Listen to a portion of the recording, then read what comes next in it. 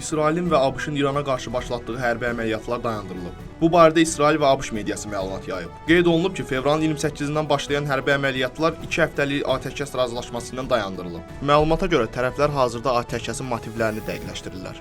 Məlumata görə İranın razılaşma üçün 10 bəndlik təklifinin təfərrüatları da üzə çıxıb. Bu barədə İran Ali Milli Təhlükəsizlik Şurası məlumat yayıb. Sözgedən bəndləri təqdim edirik. ABŞ İrana hücum etməyəcəyinə zəmanət verir. İran silahlı qüvvələri ilə əlaqələndirilərək Hörmüz boğazından nəzarətli keçid, uranın zənginləşdirilməsinin qəbul edilməsi, İrana qarşı bütün sanksiyaların ləğvi, İrana qarşı ilkin sanksiyaların ləğvi, BMT Təhlükəsizlik Şurasının qətnamələrinin ləğvi, Beynəlxalq Atom Enerji Agentliyinin qətnamələrinin ləğvi, hesablamalara əsasən İrana dəyən zərərin tam ödənilməsi və bütün dondurulmuş İran aktivlərinin azad edilməsi, ABŞ hərbi qüvvələrinin bölgədəki bütün bazalardan və yerləşdirmə məntəqələrindən çıxarılması və Livan da daxil olmaqla bütün cəbhələrdə müttəfiq qruplara qarşı döyüşlərin dayandırılması.